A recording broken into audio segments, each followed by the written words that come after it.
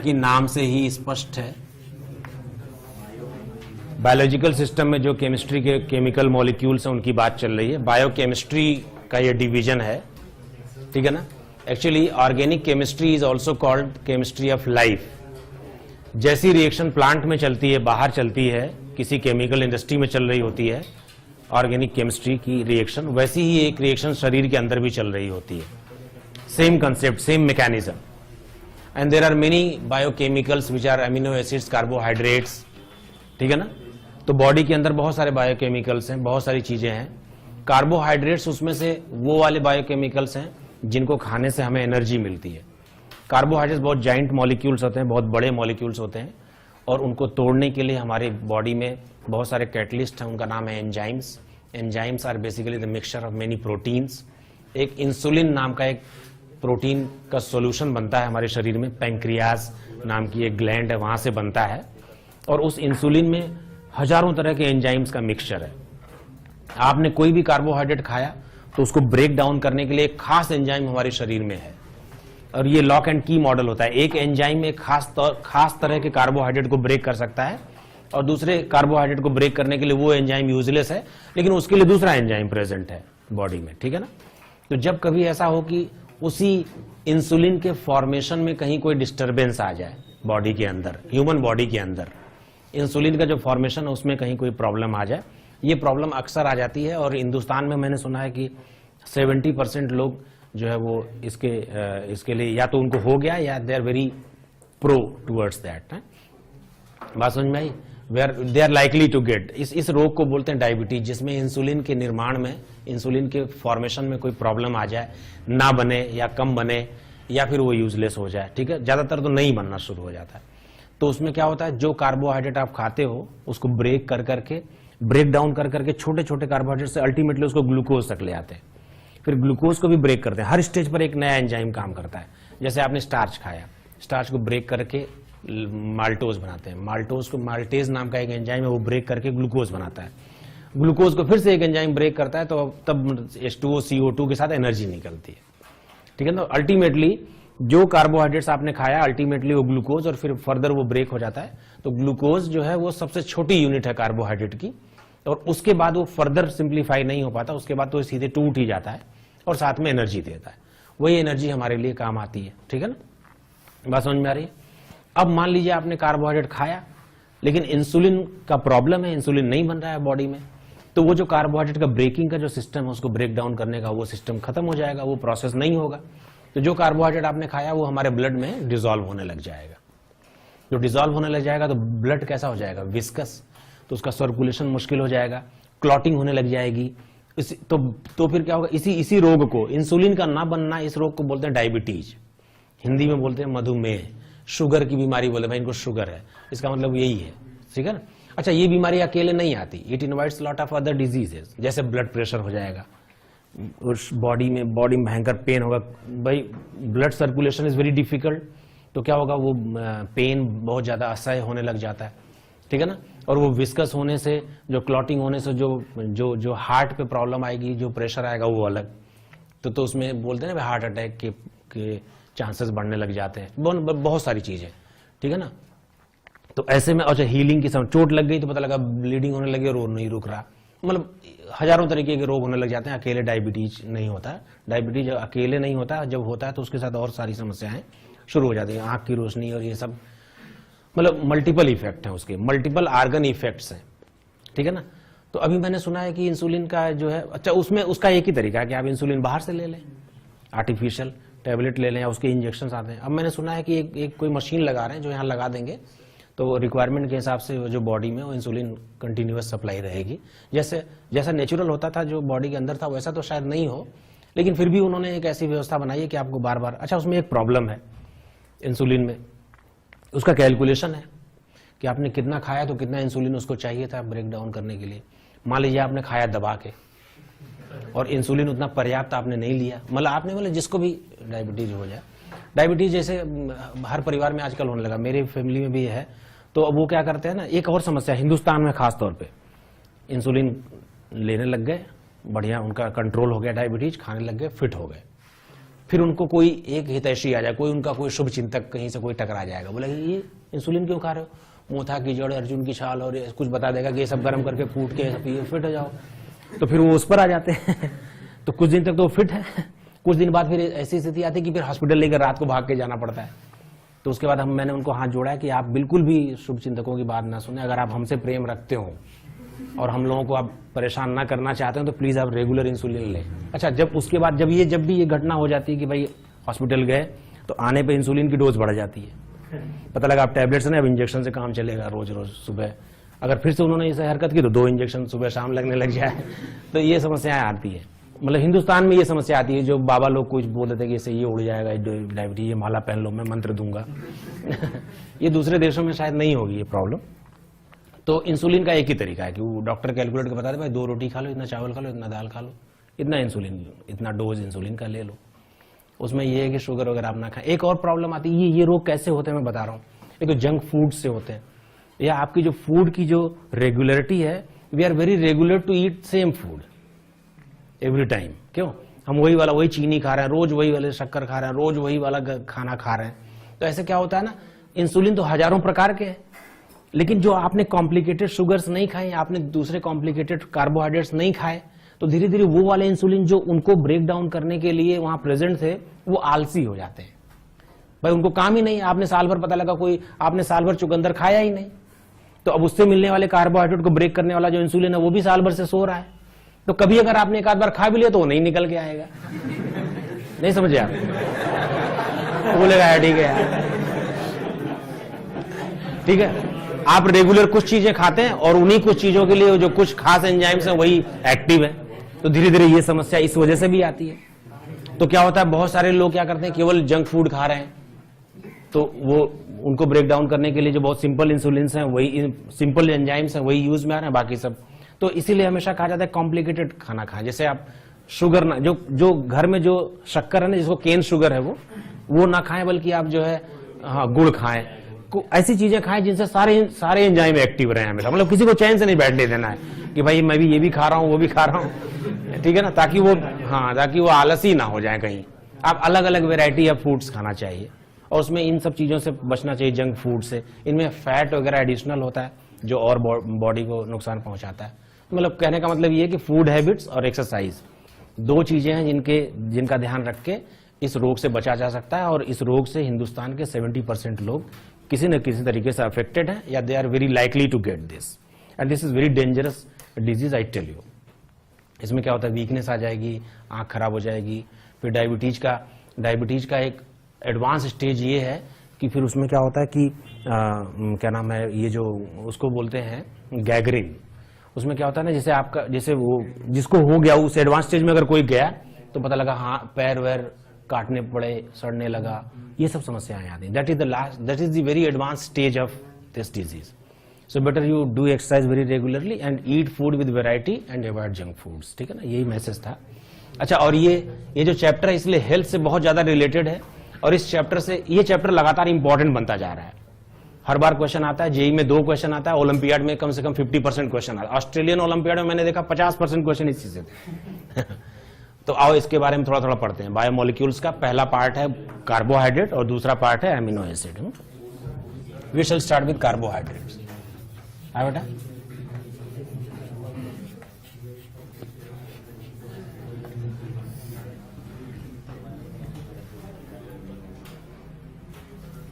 Carbohydrates की definition लिख लो।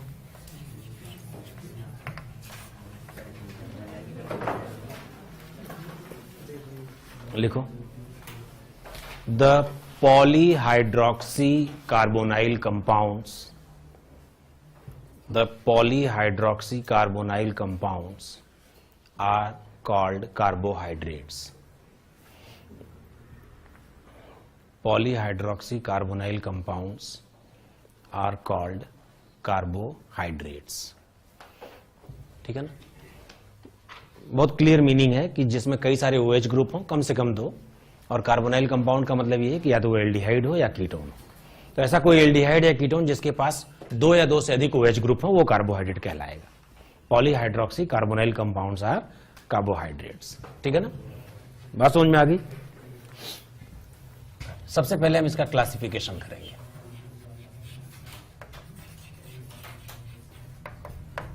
Classifications first,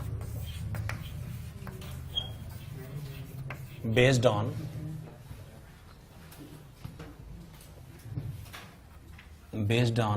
number of units. किस कार्बोहाइड्रेट में कितने यूनिट्स हैं उसको हम बोलते हैं नंबर ऑफ यूनिट्स। इसके हिसाब से एक है मोनोसैकराइड। सैकराइड जो है ना, हाँ सैकराइड, कार्बोहाइड्रेट्स को शुगर्स भी बोलते हैं, और जो शुगर हम घरों में इस्तेमाल करते हैं वो एक्चुअली केन शुगर है। और कार्बोहाइड्रेट्स का एक और नाम है सैकराइड, जो ग्रीक नाम है इसका। ठीक है, तो carbohydrates are also called sugars और सैकराइड्स। ठीक है भाई, बात समझ में आ रही है। मोनोसैकराइड्स क्या होते हैं? The simplest units which can not be simplified further. Simplest unit which can not be simplified further.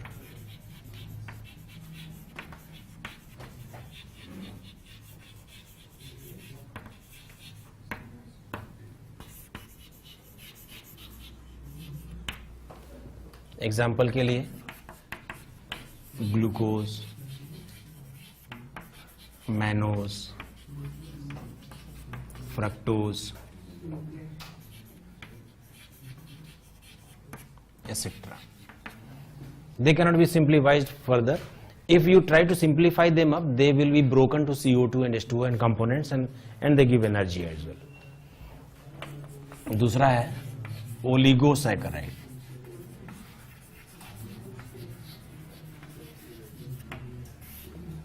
which are having 2 to 10 units of monosaccharides.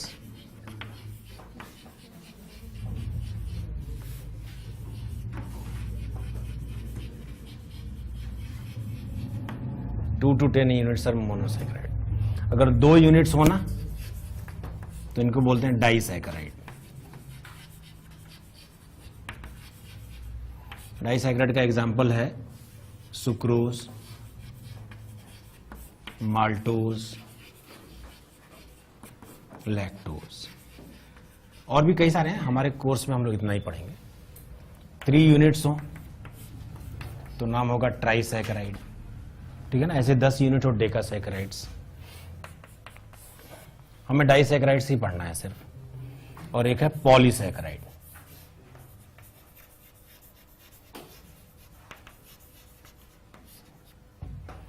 Polysaccharides are more than 10 units of monosaccharide.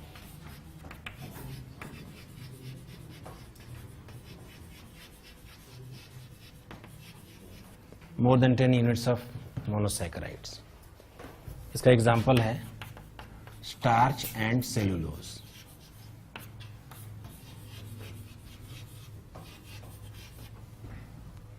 Starch and cellulose. They are called polysaccharides because they are having very high number of units, sometimes more than 1000 even. इनको energy packets कहा जाता है। Solubility,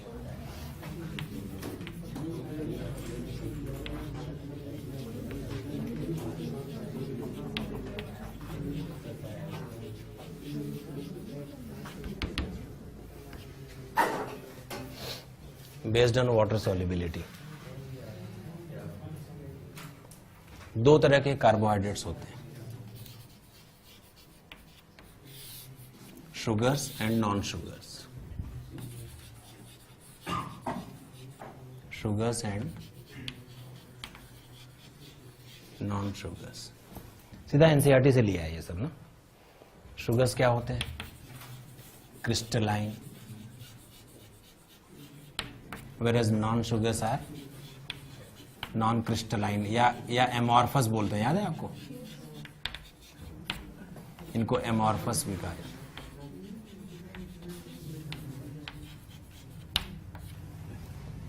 ठीक है ना। Water soluble and sweet in taste. ये क्या होते हैं भाई? वाटर इनसॉल्युबल,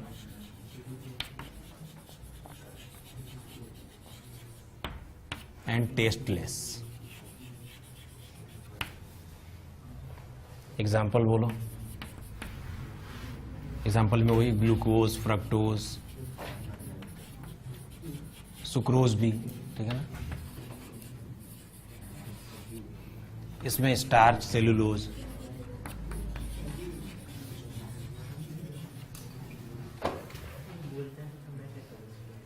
ठीक है।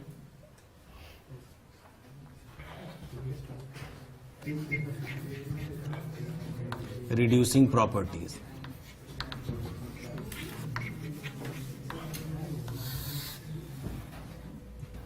रिड्यूसिंग प्रॉपर्टीज के हिसाब से ये कार्बोहाइड्रेट्स जो है ना,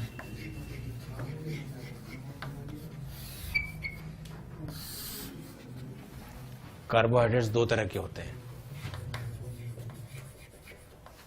reducing sugars and non reducing sugars. Carbohydrates are of two types, reducing sugars and non-reducing sugars. इसमें लिख लेना, those which can reduce Tollens and Fehling's reagent. See, Tollens and Fehling's reagents are mild oxidizing agents.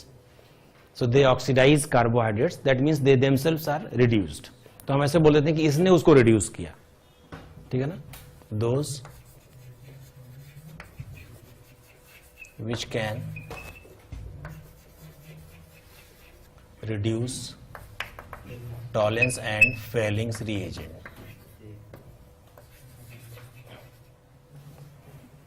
TR and FR, ठीक है ना। Example के लिए glucose, fructose, lactose, maltose, ऐसे। इसमें क्या लिख लोगे? Those who can not. हाँ, इसमें हो जाएगा सुक्रोज, स्टार्च या सेलुलोज, ठीक है ना। Sucrose, starch, cellulose.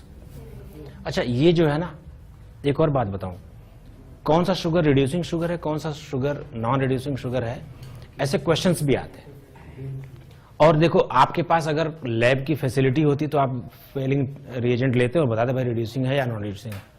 बट वहां तो क्या है, आपको स्ट्रक्चर देखकर बताना है। तो स्ट्रक्चर देखकर कैसे डिसाइड किया जाए कि ये शुगर रिड्यूसिंग है या ये शुगर नॉन रिड्यूसिंग है, तो उसके लिए हम लोग जो है ना, यहाँ पर कुछ जगह छोड़ देंगे, ठीक है ना। यहाँ पे कुछ ब्लैंक छोड़ दीजिए, जब मैं सिखा लूंगा तो वापस आके वो बातें यहाँ लिख लेंगे, ठीक है ना। जब हम लोग सीख लेंगे कि स्ट्रक्चर देखकर कैसे डिसाइड किया जाए कि ये शुगर रिड्यूसिंग है या नॉन रिड्यूसिंग है, तो वो यहाँ आगे लिखेंगे, ठीक है।